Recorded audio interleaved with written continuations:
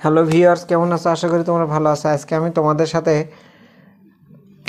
Imperative বাক্যে double object যদি থাকে সেক্ষেত্রে প্রিপোজিশন কি হতে পারে সেটা নিয়ে আমি তোমাদের সাথে আলোচনা করব। দেখো, ইম্পেরেটিভ বাক্যে মনে রাখবা লেট কম্পালসরি, লেট আসবে, তারপরে বি আসবে, তার প্রিপোজিশন আসতে পারে কিন্তু বাই বাদে, টু হতে পারে অথবা ফর হতে পারে। এই দুটো বাই কি বাদ, বাই হবে না।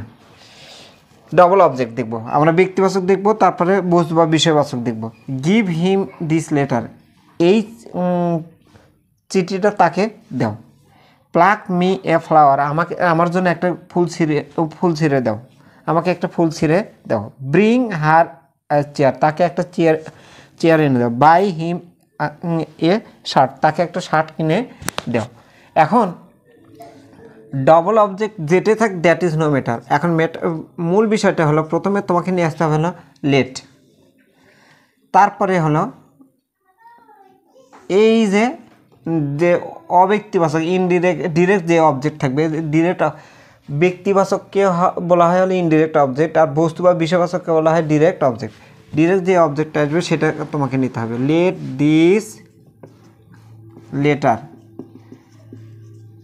তারপরে বি ভার্ব, তারপরে তোমাকে নিয়ে আসতে হবে যে মূল ভার্বের V3, গিভেন টু হিম। এখানে একটা জিনিস বলে রাখি, গিভ এর সাথে হবে হলো টু, আর বাকি সব ভার্বের সাথে হবে হলো for. Mind it, remember it. Give এর সাথে হবে হলো টু, অন্য যে কোনো ভার্ব থাক তার সাথে হবে হলো ফর, যদি বাক্যটা ডবল অবজেক্ট বিয়ার করে। এটা মনে রাখবা। তাহলে দেখো, প্রথমে হলো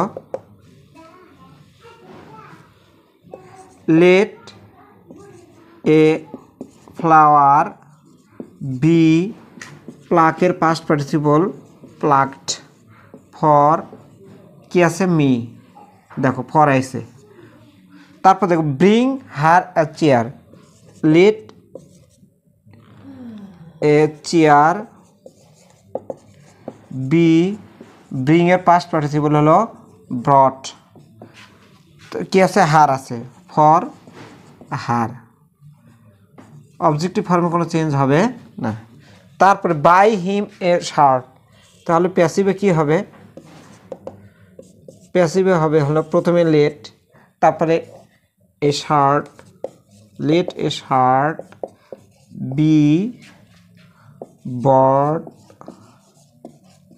ফর হিম, অবজেক্টিভ ফর্ম।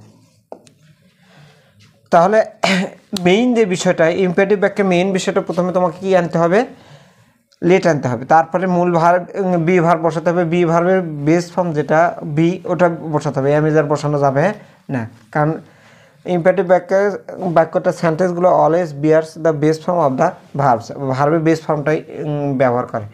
আচ্ছা, এখন তারপরে দুটো অবজেক্ট থাকবে। ব্যক্তিবাচক অবজেক্টিভ বলা হয় হলে ইনডিরেক্ট, আর বস্তুবাচককে বলা হয় হলে ডিরেক্ট। দুটো অবজেক্ট যেটা তুমি আগে অব্যক্তিবাচক যেটা সেটা নিয়ে আসবা, তারপরে বি বসাবা, মূল ভার্বের পাস্ট পার্টিসিপল বসাবা, তারপরে তোমার গিয়ে তুমি টু বসাবা, গিভ থাকলে টু, আর অন্য যে কোনো প্রিপোজিশন থাক সেক্ষেত্রে তোমাকে ফর ইউজ করতে হবে। যেমন ধরো গিভেন টু হিম, দেখো আমি টু ব্যবহার করছি, ওনলি গিভের সাথে টু হবে। Plucked for, brought for, bought for.